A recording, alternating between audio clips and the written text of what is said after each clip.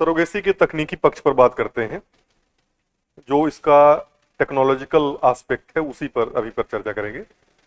इसमें बहुत सारे एथिकल, लीगल, सोशल इश्यूज या कंसर्न हैं, क्योंकि सरोगेसी अभी भी भारतीय समाज के लिए बहुत सहज विषय नहीं है। क्यों?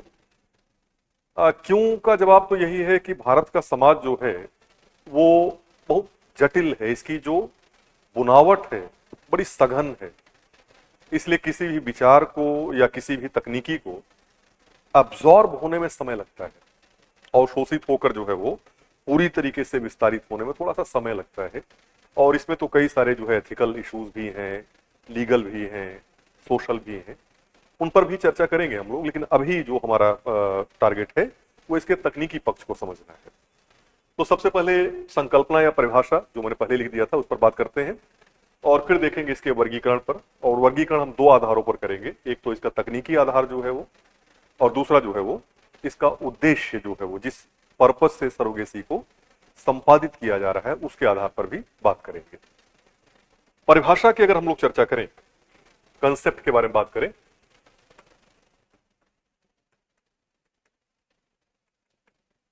तो दो चीजें जो है एकदम शुरुआती याद रखिए आप लोग। सरोगेसी जो है वो, इसको परिभाषित करिए हमेशा एक चिकित्सकीय सेवा के रूप में, एक मेडिकल सर्विस के रूप में। इसको जब भी डिफाइन करिए ज्यादा बेहतर। आप इसको एक प्रविधि के रूप में, एक प्रोसीजर के रूप में, प्रोसेस के रूप में, प्रक्रिया के रूप में भी डिफाइन कर सकते हैं, लेकिन बेहतर है कि इसको आप डिफाइन करिए एक मेडिकल जो है वो सर्विस के रूप में। लेकिन जो इंपॉर्टेंट बात है कि एक ऐसी मेडिकल सर्विस है जो कि लीगल कॉन्ट्रैक्ट पर बेस्ड है, विधिक अनुबंध पर आधारित।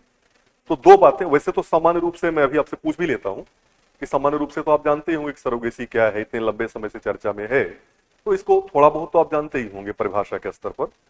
मेरी सलाह यह है कि परिभाषा में इन दो बातों को शुरुआत में ऐड कर दें। एक तो जो विधिक अनुबंध,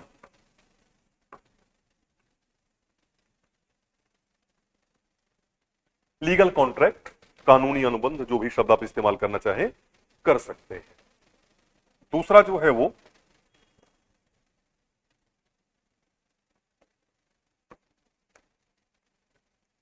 चिकित्सकीय सेवा, मेडिकल सर्विस, इस रूप में इसको आप डिफाइन करें। तो परिभाषा अगर हम लोग तय करें तो हम कह सकते हैं कि सरोगेसी कानूनी अनुबंध पर आधारित एक चिकित्सकीय सेवा है जिसमें किसी महिला के द्वारा अन्य व्यक्ति या किसी दंपत्ति के लिए गर्भ धारण किया जाता है। यह कुल मिलाकर इसकी परिभाषा है कि एक महिला है जो गर्भ धारण कर रही है किसी दूसरे व्यक्ति के लिए या किसी दंपत्ति के लिए गर्भ धारण ये कर रही है। और लीगल कॉन्ट्रैक्ट में जो सबसे इंपॉर्टेंट बात है वो यही है कि बच्चे का जन्म होने के पश्चात इसे उस व्यक्ति को या जो दंपत्ति है उसे सौंप देना है। अब इसमें अगर भारतीय परिप्रेक्ष्य की चर्चा आप करेंगे तो वहां पर जो है वो हमको ये समझना पड़ेगा कि हम व्यक्ति शब्द का इस्तेमाल करें या ना करें, क्योंकि भारत में जो है वो केवल भारतीय नागरिकों और कानूनी रूप से विवाहित, ऐसे भारतीय नागरिक जो कानूनी रूप से विवाहित हैं, उन्हीं को सरोगेसी सेवा प्राप्त करने की अनुमति प्रीडोमिनेंटली है। लेकिन सामान्य परिभाषा का इस्तेमाल करते समय आप ये बता सकते हैं कि एक महिला है जो कि गर्भ धारण कर रही किसी दूसरे व्यक्ति के संदर्भ में या किसी दंपत्ति के संदर्भ में, जो दंपत्ति संतान चाहती है। तो विधिक अनुबंध पर आधारित एक चिकित्सकीय सेवा जिसमें किसी महिला के द्वारा किसी अन्य व्यक्ति या दंपत्ति के संदर्भ में गर्भ धारण किया जाता है। इसको जरा इस चित्र से आप समझने का प्रयास करें तो बात एकदम क्लियर हो जाती है। जैसे ये जो है वो एक दंपत्ति है, एक जो है वो जोड़ा है, विवाहित जोड़ा है, और ये संतान चाहते हैं। अब इनके लिए इस महिला के द्वारा गर्भ धारण किया जाता है और बच्चे के जन्म के पश्चात इनको सौंप दिया जाता है। तो चित्र से बात जो है वो एकदम क्लियर हो जाती है कि इनको संतान चाहिए, यह महिला गर्भ धारण कर रही है, तो इसको कहेंगे सरोगेट। जो गर्भ धारण करने वाली महिला है उसको हम सरोगेट मदर कहते हैं, और इस पूरी की पूरी प्रक्रिया को सरोगेसी के नाम से जाना जाता है। ये इसका जो है पहला एस्पेक्ट है। जो इसकी परिभाषा वाला मुद्दा है वो ये है। अब बात आती है कि इसका वर्गीकरण क्या है। तो वर्गीकरण में हमने दो बातें कही थी, एक तो तकनीकी आधार पर वर्गीकरण जो है वो, तो पहला पॉइंट लेते हैं।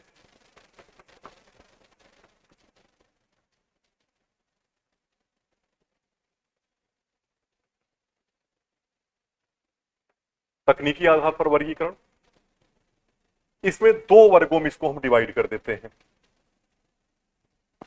एक को हम ट्रेडिशनल सरोगेसी कहते हैं और दूसरे को जेस्टेशनल सरोगेसी कहते हैं।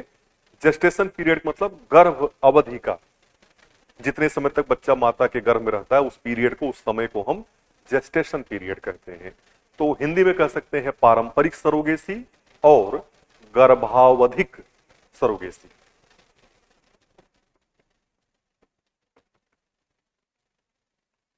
ट्रेडिशनल सरोगेसी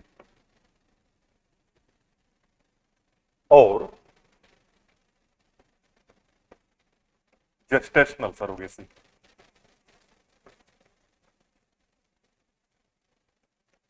ये तकनीकी क्या है दोनों में, दोनों को अलग अलग समझेंगे हम लोग, लेकिन यहां पर अगर हम मेंशन कर लें इस बात को कि दोनों में तकनीकें क्या है, तो यहां पर जो तकनीक इस्तेमाल की जाती है शॉर्ट में उसको कहते हैं IUI,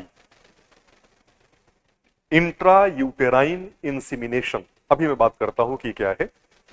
यहां पर जो तकनीक इस्तेमाल करते हैं वो है IVF, इन विट्रो फर्टिलाइजेशन। जाहिर इस बात वो ज्यादा उन्नत है, यहां पर विवाद के चांसेस जो है ज्यादा हैं, वहां पर विवाद के चांसेस थोड़े जो है वो कम हो जाते हैं। विवाद तो किसी भी संदर्भ में हो सकता है, लेकिन वहां पर इसके चांसेस थोड़े से कम हैं। जब आप दोनों तकनीकों को समझेंगे तो ये बात आपके सामने बिल्कुल क्लियर हो जाएगी कि मैं क्या कहने जा रहा हूं। देखिए, इस चीज को थोड़ा समझें। इंट्रा यूटेराइन इंसेमिनेशन क्या होता है? IUI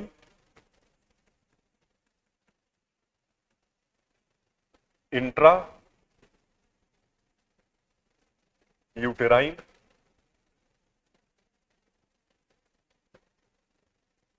insemination, IUI।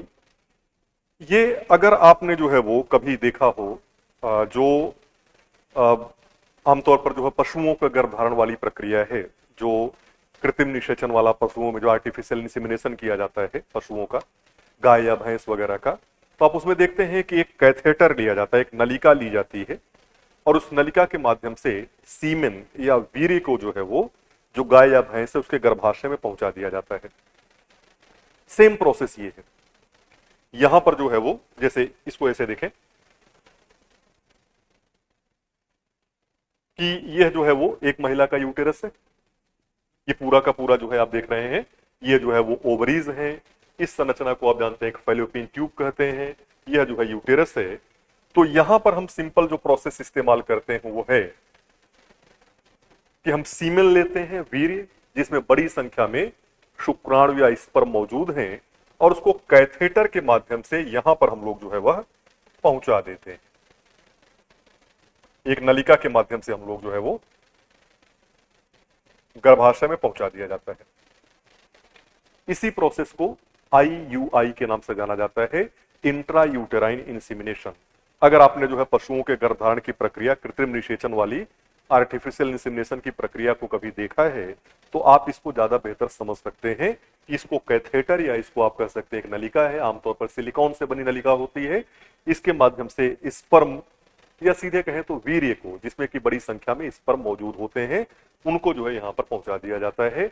आगे की यात्रा जो शुक्राणु है वह तैर कर करते हैं इधर या इधर की तरफ जाएंगे। ये IUI का मामला है। तो ट्रेडिशनल सरोगेसी को थोड़ा सा हम लोग समझते हैं कि ट्रेडिशनल सरोगेसी को हम कैसे संपादित करते हैं। IUI में थोड़ा सा आपको बता रहा हूं, ये टॉपिक डिटेल में हमने डिस्कस किया था, जो ART वाला हमारा विषय था, जो असिस्टेड रिप्रोडक्शन टेक्नोलॉजी वाला टॉपिक था, उसमें हमने IUI को, इसके प्रोसेसेस, इसके स्टेप्स वगैरह को भी हमने देखा था। तो यहां पर हम लोग सिंपली समझते हैं कि कैथेटर के माध्यम से, नलिका के माध्यम से वीर्य को जो है यहां पर पहुंचा दिया गया। अब करते क्या है ट्रेडिशनल सरोगेसी में, क्या होगा?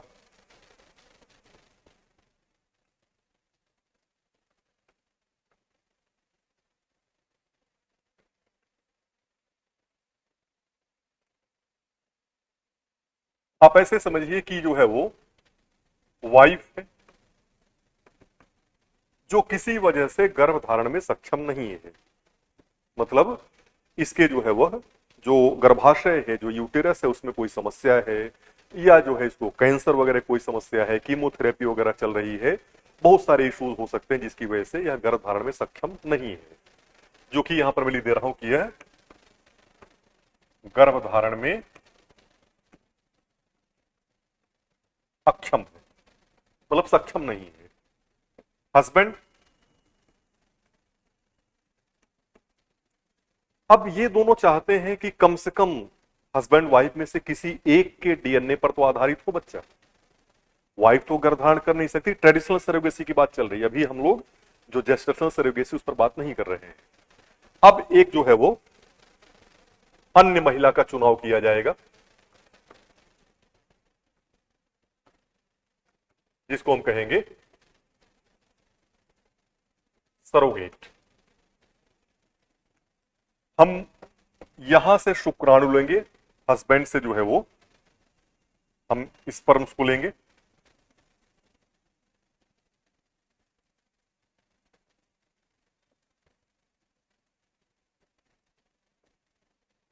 ठीक, बड़ी संख्या में स्पर्म लेंगे, और वही कैथेटर के माध्यम से, नलिका के माध्यम से हम लोग जो है वो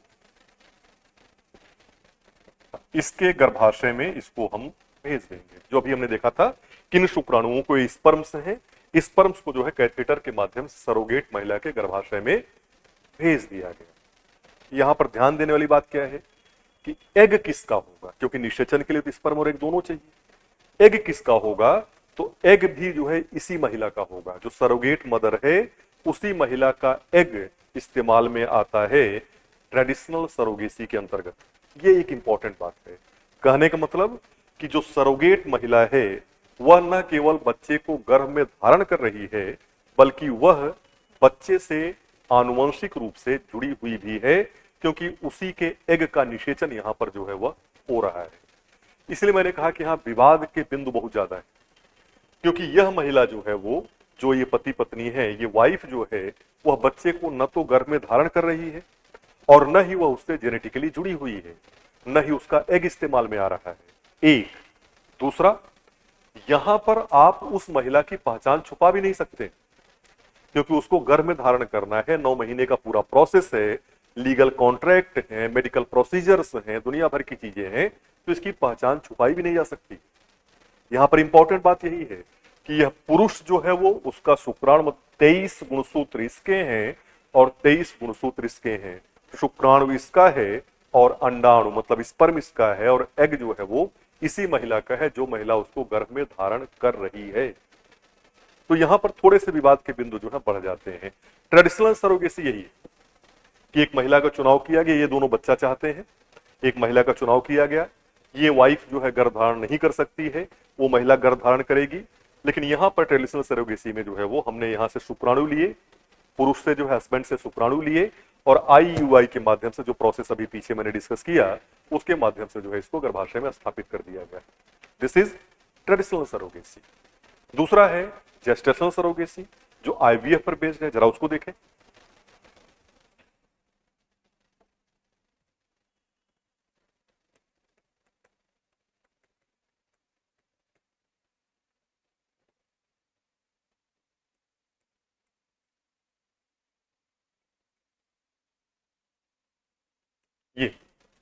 ये आधारित है आईवीएफ पर, इन विट्रो फर्टिलाइजेशन। तो देखें इसमें क्या होता है, इसमें ये हस्बैंड है,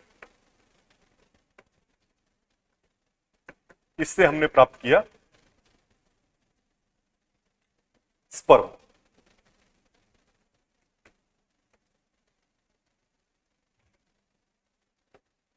वाइफ,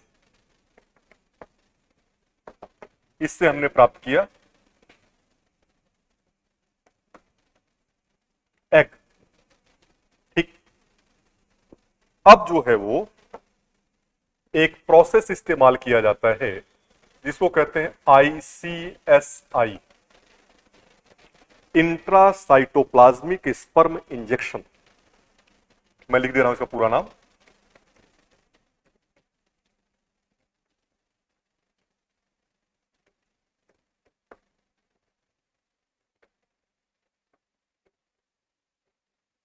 ये इंट्रासाइटोप्लाज्मिक स्पर्म इंजेक्शन क्या है?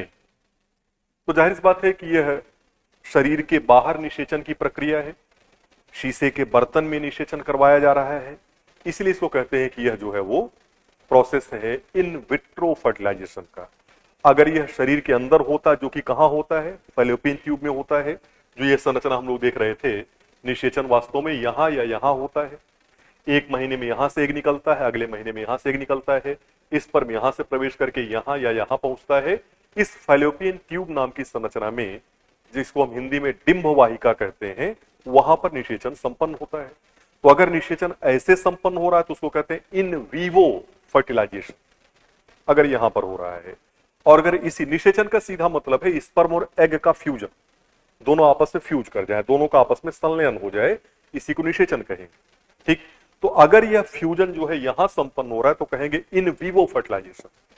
और अगर उसी को हम शीशे के एक बर्तन में परखनली के अंदर संपन्न करवा रहे हैं तो हम कहते हैं इन विट्रो फर्टिलाइजेशन। इसी जो है शीशे के पात्र को विट्रो कहा जाता है, इसको पात्र के अंदर कराया गया निषेचन कहते हैं या पात्र निषेचन कहते हैं, ये बात आप जानते ही है। तो यहां पर हमको जो है पात्र निषेचन करवाना है, तो हम क्या करेंगे आइए देखते हैं।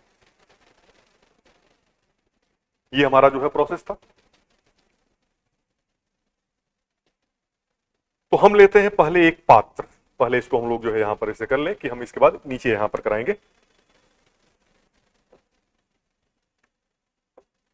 एक हमने ले लिया पात्र। अब मैं थोड़ा बड़ा बना दे रहा हूं ताकि हम पूरा प्रोसेस इसके अंदर समझ सके, स्टेप बाय स्टेप समझ सके। हम सबसे पहले क्या करते हैं, ये है एग। ठीक, ये हमने लिख दिया था। हम इंजेक्शन के माध्यम से इस एग के अंदर जो है वो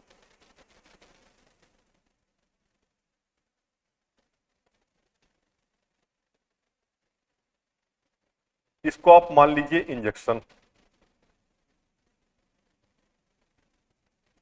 मानने में कोई हर्ष तो है नहीं, बहुत सारी चीजें हम जीवन मानते रहते हैं। ये जो है वो माइक्रो इंजेक्शन है और इसके अंदर हमारा जो है वो ये स्पर्म है। तो इस इंजेक्शन के माध्यम से यहां पर जो ये एक कोशिका है, एग भी एक कोशिका होती है, तो एग के साइटोप्लाज्म के अंदर हमने स्पर्म को इंजेक्ट कर दिया, इंट्रासाइटोप्लाज्मिक स्पर्म इंजेक्शन। एग नाम की जो कोशिका है उसके कोशिका द्रव्य के अंदर हमने इंजेक्ट कर दिया है किसको, स्पर्म। ठीक है, तो स्पर्म, यही प्रोसेस कहलाता है आईसीएसआई। सामान्य रूप से यह जो है आईवीएफ के अंदर इस्तेमाल किया जाने वाला एक प्रोसेस है जो कि यूज में आता है। अब जब इसको हमने इंजेक्ट कर दिया तो ये अब बन गया क्या, जाइगोट।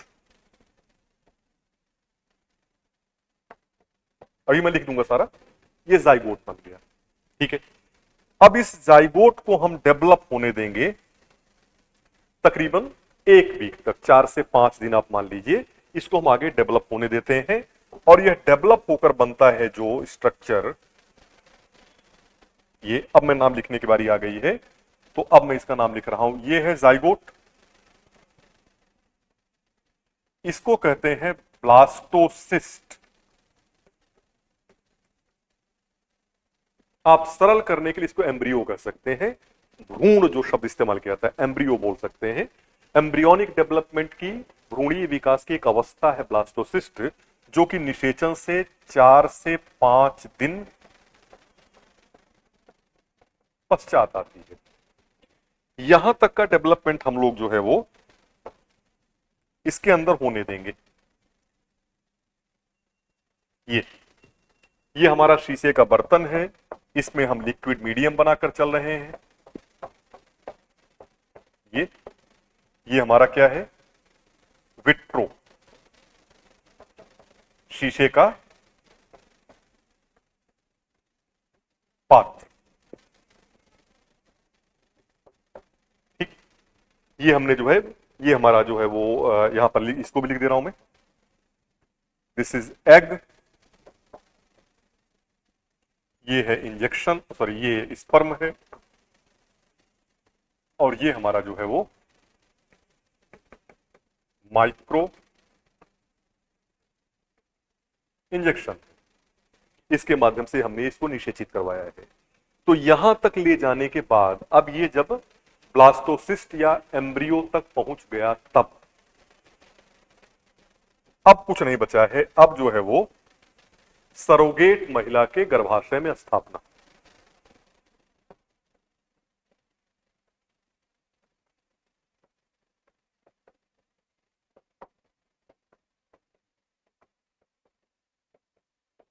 ये इसको सरोगेट के गर्भाशय में स्थापित कर दिया जाएगा, और फिर गर्भ की अवधि जो है पूरी होने के पश्चात, 9 महीने पूरे होने के पश्चात जो बच्चा पैदा होगा वह बच्चा जो है वो इनका होगा, जो हस्बैंड और वाइफ थे। यहां पर ध्यान दें आप, तो सरोगेट महिला केवल बच्चे को गर्भ में धारण कर रही है, उसका कोई जेनेटिक जो संबंध है वह बच्चे से नहीं है। जेनेटिक मतलब उसका डीएनए जो है वो, वह डीएनए के माध्यम से बच्चे से जुड़ी हुई नहीं है। डीएनए जो है वो इनका है, हस्बैंड और वाइफ का। तो जेनेटिक मदर और फादर जो है ये हस्बैंड और वाइफ होंगे, जिनका हमने स्पर्म और एग इस्तेमाल किया था। तो यहां पर जो महिला है, जो वाइफ है, वह भी जो है वो बच्चे से जुड़ी हुई जेनेटिकली, और जो हस्बैंड है वह भी बच्चे से जेनेटिकली जुड़ा हुआ है। सरोगेट महिला केवल बच्चे को जो है वो अपने गर्भ में धारण कर रही है। तो यहां विवाद के बिंदु थोड़े कम हो जाते हैं। जो पिछला वाला था वहां पर विवाद के बिंदु थोड़े ज्यादा हैं ट्रेडिशनल सरोगेसी में, जबकि जेस्टेशनल सरोगेसी में जो है विवाद के बिंदु थोड़े से जो है वो कम हो जाते हैं। ये पूरा का पूरा प्रोसेस है।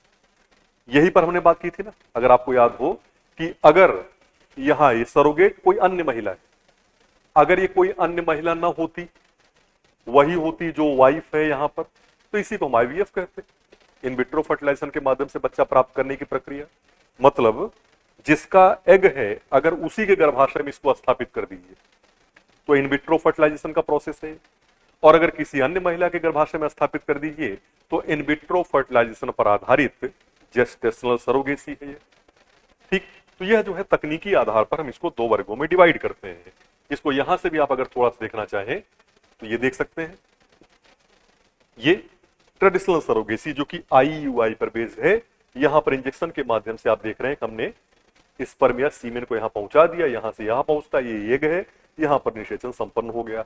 यहां पर हम क्या कर रहे हैं, ये महिला है, इससे हम एग ले रहे हैं, इससे हम लोग जो है, ये पुरुष है, इससे हम लोग स्पर्म ले रहे हैं। यहां पर आप देख रहे हैं कि वही आईसीएसआई इंट्रासाइटोप्लाज्मिक स्पर्म इंजेक्शन कर रहे हैं। इंजेक्शन के माध्यम से यहां पर इसको, ये स्पर्म है, इसको यहां पर भेज रहे हैं। देन इसको हम ब्लास्टोसिस्ट तक डेवलप होने देंगे और उसके बाद इसके गर्भाशय में स्थापित कर रहे हैं। तो ये जो है वो जेस्टेशनल सरोगेसी है या आईवीएफ पर आधारित सरोगेसी।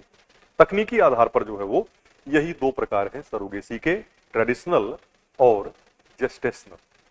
अब बात आती है उद्देश्य के आधार पर।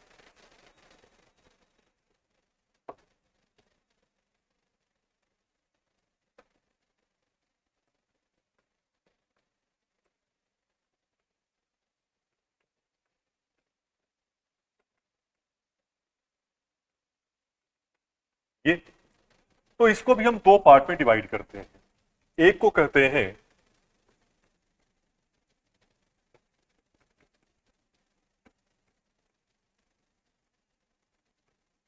कमर्शियल सरोगेसी, हिंदी में वाणिज्यिक सरोगेसी। दूसरे को अल्ट्रुइस्टिक सरोगेसी।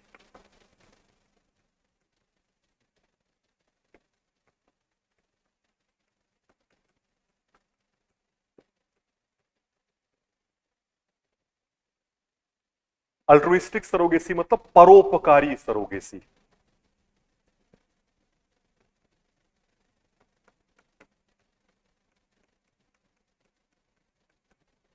ये दोनों को जरा समझे, अल्ट्रुइस्टिक सरोगेसी और जो वाणिज्यिक सरोगेसी है वो क्या है। कमर्शियल सरोगेसी वो है जिसमें जो सरोगेट महिला है वह बच्चे को अपने गर्भ में धारण करने की फीस ले सकती है। मतलब यहां पर अगर हस्बैंड वाइफ हैं और एक महिला का चुनाव करते हैं सरोगेसी के लिए, तो उस महिला को जो है वो उसके लिए पैसा दिया जाएगा। ये वाणिज्यिक सरोगेसी है, जिसको आमतौर पर हम किराए की कोख कहते हैं कि जो कोख है, जो यूटेरस है, जो वूम्ब है, जो गर्भाशय है, उसको रेंट किया गया है बच्चे के लिए, और जो टाइम है उसके लिए उसको पैसा दिया जाएगा। ये है वाणिज्यिक सरोगेसी, जो अब भारत में प्रतिबंधित है। भारत दुनिया का पहला देश था जिसने जो है वो वाणिज्यिक सरोगेसी को अनुमति दी थी 2002 में। लेकिन उसके बाद जो कंसीक्वेंसेस हुए, 2002 में हमने वाणिज्यिक सरोगेसी को अनुमति दे दी, भारत दुनिया का पहला देश बना। भारत में आप जानते हैं स्वास्थ्य सुविधाएं सस्ती हैं, जनसंख्या बहुत ज्यादा है, गरीबी भी बहुत ज्यादा है, तो सस्ते में यहां पर सरोगेट मदर उपलब्ध थी। ऐसे में 2012 तक आते आते, मतलब एक दशक में, भारत जो है दुनिया का सरोगेसी कैपिटल बन गया। पूरी दुनिया से लोग सरोगेसी पर्यटन के लिए भारत में आने लगे, यहां पर सरोगेसी सेवाएं प्राप्त करने लगे। तकरीबन जो है 2012 तक जो सरोगेसी पर्यटन का मूल्य था वो $500 मिलियन तक लगभग जो है पहुंच गया था इंडिया में। लेकिन उसके बहुत सारे जो है वो नकारात्मक परिणाम भी सामने आने शुरू हुए, और इसकी वजह से जो है वो जो विधि आयोग की 28वीं रिपोर्ट है, उसमें जो है वो सरोगेसी पर तात्कालिक रूप से कोई कानून बनाने की संस्तुति की गई। तो जो कानून बना उसमें वाणिज्यिक सरोगेसी को भारत में पूरी तरीके से प्रतिबंधित कर दिया गया। इस सरोगेसी के लिए जो है किसी भी प्रकार के पैसे का लेन देन जो है वो नहीं होगा, सरोगेट महिला को जो है वो कोई भी पैसा नहीं मिलेगा। अल्ट्रुइस्टिक सरोगेसी क्या है? यहां पर महिला पैसे नहीं लेती है, यहां पर जो है केवल उसका बीमा किया जाता है कि अगर उसको गर्भावधि में कुछ हो गया तो उसका बीमा होगा, और जो कुछ भी जो है वो जो मेडिकल खर्च होते हैं वो जो हस्बैंड और वाइफ हैं जिनको बच्चा चाहिए वो जो है उसका वहन करते हैं। बाकी महिला को कोई उसके लिए मुआवजा या पैसा नहीं मिलता है। इसलिए कहते हैं कि महिला जो सरोगेट महिला है, जो मदर बन रही है, वो एक तरीके से परोपकार कर रही है। जो पति पत्नी है उनको बच्चा चाहिए, तो बच्चा प्राप्त करने में जो है यह महिला उनकी सहायता कर रही है। तो यहां पर केवल बीमा का पैसा होता है और मेडिकल खर्च होते हैं, बस। उस महिला को अलग से कोई पैसा नहीं दिया जाता है। यहां पर बीमा का खर्चा तो होता ही है, मेडिकल खर्चे होते ही हैं, साथ ही साथ जो है जो महिला जो गर्भ धारण कर रही है उसको जो है वह उसके लिए पैसा भी दिया जाता है। ये बेसिक डिफरेंस है कमर्शियल सरोगेसी में और जो अल्ट्रुइस्टिक सरोगेसी है उसके बीच। अब एग्जाम की तैयारी को और बेहतर करने के लिए हमारे चैनल को लाइक, शेयर और सब्सक्राइब करना ना भूलें।